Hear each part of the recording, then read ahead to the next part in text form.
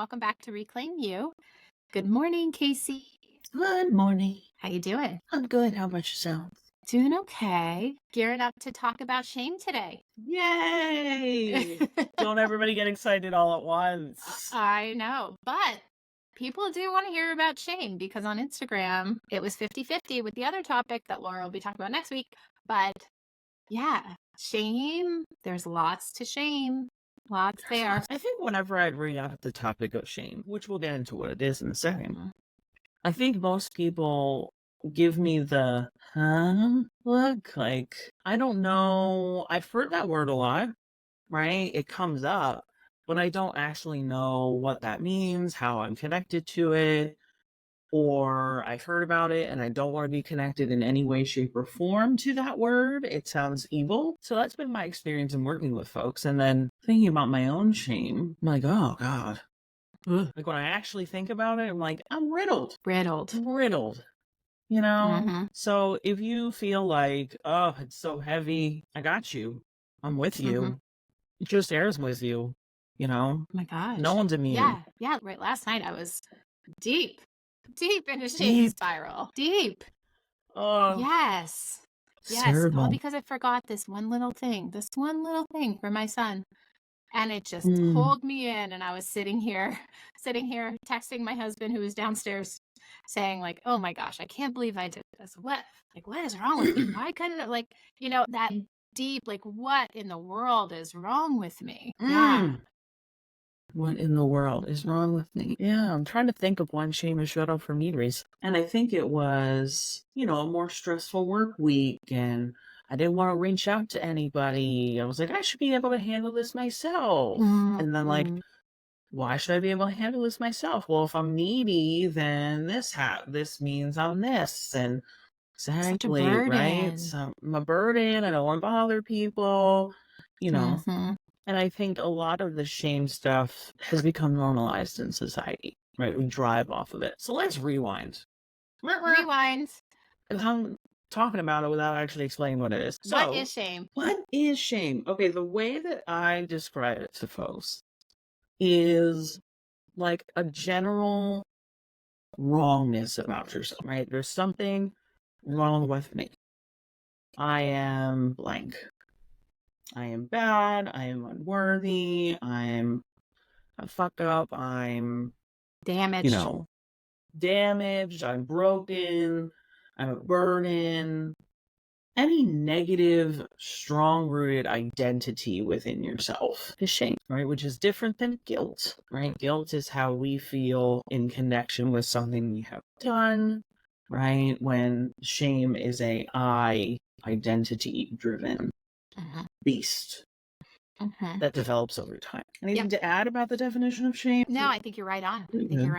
Right? Like guilt versus shame, they get confused a lot. I think Brene Brown talks a lot about this, but that I am bad versus I did bad. Is that the analogy she uses? Yeah, that's the one I've heard. More action-based versus just a being. Yeah. Right? The inherent. And guilt often, like in your gut and your soul. And, guilt drives something, right? Whether it's rational, irrational, it doesn't matter. It does drive us to a purpose of some sort, right? If I, cut somebody off on the road and I paid attention to that and I felt bad, well, that's normal because cutting someone off is not subjectively correct.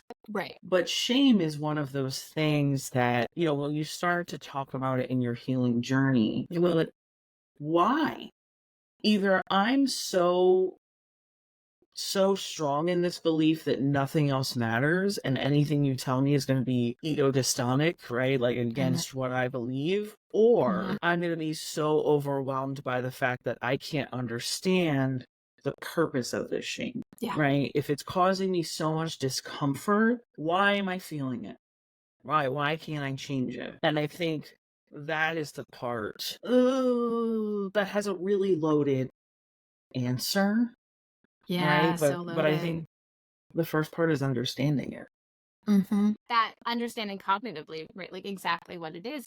And then even understanding for yourself how it shows up when it shows Mhm. up, what that narrative in your mind is as it kind of emerges, or even it might just be there lingering, just lingering Mhm. as this default narrative. I think is different for everyone. So yeah, that understanding it for you in your life. Yes, and you can start to understand that. I almost think of shame as like this huge highway, right? Like there's so many ways to understand it that there's no cookie cutter, right? So for some people, it's like, oh, well, I keep behaving in these patterns, right? That don't end up serving me in the long run, whether it's relationships or work, body image, or what have you. And I don't understand. And so you go backwards and you say, well, what does this action maybe protect you from? Like if you didn't do this thing, what would be showing up for you? And then maybe you'll find it down there,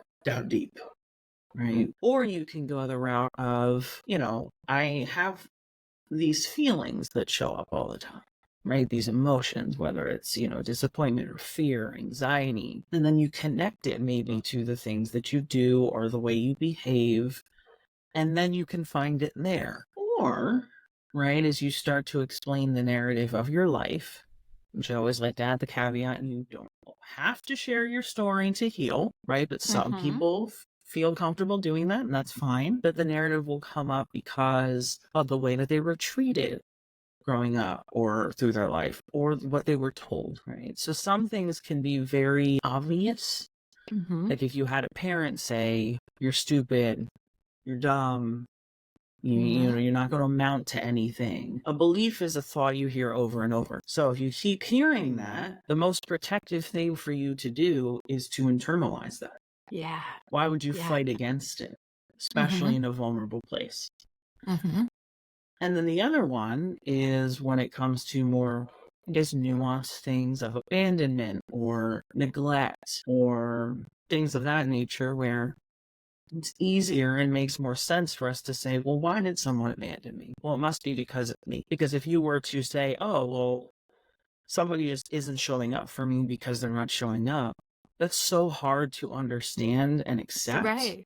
Yeah. Like I can't accept that, right? Mm-hmm. Like I don't have an answer. And so the shame kind of closes that loop Mm-hmm. and relieves some of the yearning, the lack of closure, the whatever, but long term ends up being this thing that you try to confirm all the Mm-hmm. time. So it's a lot to say. There's many different avenues to come from to Totally. find out what your shame beliefs are. It is an adventure.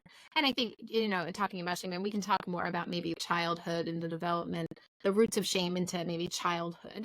But also when we're talking about body image, diet culture, things like that, it feels just so important to name that body image stuff, right? It can come from lots of places. And one of those places is often the culture that plants seeds of shame, Mm. saying you are not good unless you are X, Y, and Z, Mm. right? You are not desirable. You are not lovable, right? You won't, Yes. fit into this community of people unless you are X, Y, and Z. Yes. Yes. Like that's so I concrete mean, and like so in your face if we think about it, what we are exposed mhm. to from such a young age, it's there. It's there. Right. And so internalize it, right? Because it's all we hear, it's all we see. And then if we have someone in our homes or in our lives, in our communities, speaking poorly about their bodies, it reinforces that narrative that, oh, wait, so, mom says this is bad, this is gross, this is whatever it is, that must be true about me too. Right? Little brains make sense of things like really concretely, actually, and really Hmm. in a protective way. Right. And then that can still show up in adulthood in those relationships too, where your mom says it again and you're like, oh, that takes me back to when I was a kid. Brings me way back. I'm almost thinking of the podcast we did together last time about relationships, right? And that's another confirmation bias right there, Mhm. where, the way that people behave around me, if I already think that I am a problem because of my body, that again just confirms that belief. And we live in a world of confirmation bias. So thinking about shame in that way, and that there's always going to be triggers, we kind of talk about body image and eating disorders the same way. It's like, giving yourself some grace considering you live in a really dangerous place to heal from that. Yeah. Right? There's a lot of risk involved. There's a lot of like really brute force challenging those narratives. And that's really hard. There's going to be back and forth. There's, you're going to feel scared to do that. And sometimes you won't be able to. Mm-hmm. That's just a matter of fact. I've let shame run my life at a time or two. Oh, for It's sure. just easier. It is. Yeah. It's easier. Yeah. Like it feels real shitty, but it also feels like it keeps you safe. Right? Exactly. Yeah. Exactly. As we've talked about trauma on the podcast, and we probably will continue to. The things that we do to keep ourselves safe doesn't necessarily keep us comfortable. And I think, the more we understand that piece of trauma, the further we can get. Because we question ourselves, right? There's shame in trauma healing in general. Right? I should be healing faster. Why is this so hard? Why does the shame keep showing up? Right. Like it's everywhere. And it's all protected. Absolutely. And so with that, let's go back. Let's go back to childhood a little bit because, whenever I think about shame, I just think about the impossible situation for young little humans in the world, little kids, even adolescents, whatever, childhood.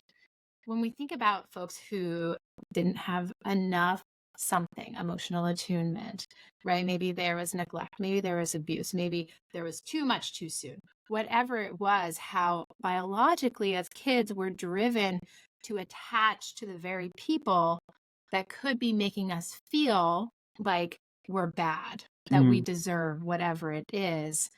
And how our brains, because of that, like biologic attachment, our brains make sense of it by saying, well, I need to love them. They need to take care of me. They are safe, even when they're unsafe. And so we internalize it as, well, I must be the problem, right? I must be bad, right? Because to make sense of like, no, actually, they're bad. I don't use bad freely. They're bad. What they're doing is bad. What they're doing is wrong. What they're doing is harmful. Our brains as little people can't make sense of that. Because that's also dangerous. Yeah. Right? If we were to even entertain accepting that they're bad in any way, where does that leave a vulnerable child? Right. Without attachment, which is like not survival, right? No, totally. And I think that, this is such an important piece of it, and also something that a lot of people that I've worked with have had struggle to accept. Right? So there's this piece of like understanding it, but then there's this piece of accepting it. Right? That like your brain did everything it could to stay safe in connection, even though it was high risk. Yeah. That's like really hard to conceptualize, but I think it's important to come at it from a survival standpoint. I think a lot of narrative around shame is self-compassion. Listen, I'm all about the self-compassion. I love it. Love it. Love it. But let's remember that to trauma survivors, vulnerability is dangerous. It is, yeah. Right? Because again, it means not surviving, right? Right. So let people who are listening to this podcast, be encouraged by the fact that that's like the end game, right? Like the things that we read or the things that we see is like self-compassion is the key to all of it in a way, and very nuanced, and might you at the end of your journey be able to fully embody self-compassion or close to, hopefully. But let's remember that this journey is starting off very small, of like, can compassion just be understanding it, right? And like maybe you start by understanding it on someone else, and then you start to understand it within yourself. Shame is trauma based. It just is. If we didn't experience some form of trauma, right, which we go back to too much, too little, too fast, too soon, you can't quantify trauma. Right. That means we need to be very slow and methodical and, take pauses and do the things that we need to do because this has started so early. Shit, it might have even started before you were born. Yeah, absolutely. Right? Like if you're a child of, a parent who had an abusive relationship, right? Like that shame, we know, can pass through. And then you literally are born with it. And then what do you, right? Like that's pre-verbal work. But again, let's start small. right? Understanding, the core beliefs that you do have, right? And which ones are shame driven, which ones are not, right? I think that's important, is to kind of understand all of your beliefs and which ones are riddled in shame, and just understanding where they might have come from. And then, like, the snowball. Because Yep. that's usually what happens. They just Oh yeah. snowball from there, and the things in your life that have contributed to that. Yeah. And then how do they show up today? Doing math. Visual, Mm-hmm. in your head, doesn't matter. Mind map. Do Yeah. artwork, right? And it does feel important that, this understanding, mapping it out, understanding it cognitively is so important. And you can't think your way out of shame, which is maybe what we can cover in our next shame episode. I But love just to that. say that, Yes. right? Like, yes, we all kind of like body image stuff, right? Like, you can't think your way out of the thoughts about Yes. you being ethically flawed, right? Like, thinking your way out is just going to pull you back into the cycle. So understanding it with this bird's eye view of, okay, let me consider where this shame, how this shame is showing up, where it's landing, where it may have kind of stemmed from, right? And we Mhm. know that when shame floods us, it all goes offline, right? And there you Yes. are, deep into the shit of what shame feels like, right? Mm-hmm. No, that's so important. And we'll give little teasers, right? Like, in a way, shame is a freeze response, which means that it's a nervous system function, which means that we need to embody safety to start to heal Insane. from that. Let's not flood everybody who's listening with too much, but first it's understanding. And I think for a lot of people, that can also be really frustrating. It's like, I'm suffering right now, Yeah. right? What's going to help me now? To which my Mhm. usual response is recognizing that you've survived this long Yeah. with these now unhelpful tools. Yeah. Having negative core beliefs or challenging core beliefs is the way that you have survived. And that is And badass. it is badass. And that now is different than then, Yes. right? That coming back into the here and now, where, yes, maybe your shame triggers are it's like rapid fire, right? Everything's landing in the shame and you're filled with shame, kind of like me last night, right? And coming back to the fact, like, this is now, this is what's different now. This feels like then, right? Yes. And here I am here right now. Yes. Just to give you a little bit of distance. You can still feel it. You can still experience it. You may still get wound up in it. But this pendulation out of then into what is just a little tiny way to make a little bit more space. Yes. And those are the little micro steps in healing, right? Which we need to learn to look at as big steps in the future, right? As we continue on. But if you have shame, you're not alone. Totally. You're one of every person in the universe that sees. Yeah, for real. Humanhood, right? Humanhood. So do you think we covered enough for our first in our series of episodes on shame? I think so. I mean, that's a lot. It's a Right? lot. Yeah. This is the hard thing about like content on the internet or on podcasts is that there's so much nuance here, right? There's so Yes. much nuance and there's not a lot of quick fixes, even though, yeah, I know quick fixes too, right? Everybody wants a quick fix, but Mhm. that doesn't really exist. Just doesn't exist. No. No. I mean, kind of to tack on to what you said, Sarah, it's like that little micro distance from it, but also like using the tools that we've talked about in past podcast episodes, right? Like finding micro moments of safety and community and connecting to your values and, self-compassion when you can find it and it's tolerable to do so. Getting into your body, feeling that, moving your body in a way that feels good, consuming media that validates what you feel or what you want to feel, rather. I think those are also things. I almost think of this podcast as like cumulative, right? Like building on each other. And so, like, if you haven't seen our other episodes, like, take a listen and use that stuff too. This is like some heavy stuff, but it doesn't mean we can't use our, bare bones basics to take care of us in these micro moments. Yeah, this is episode 44. So there's 43 other episodes of really solid stuff, solid conversations. Yeah. And so we'll have multiple episodes involving shame. We sure will. This is number one. We're having a niche focus on shame, Casey and I. Yes. I'm down for it. Anything before we head out? No, we all have shame.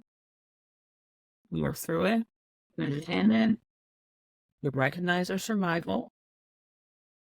We keep trucking. Yeah. As slow as you need. Like Dory, just keep swimming. Swimming. Swimming.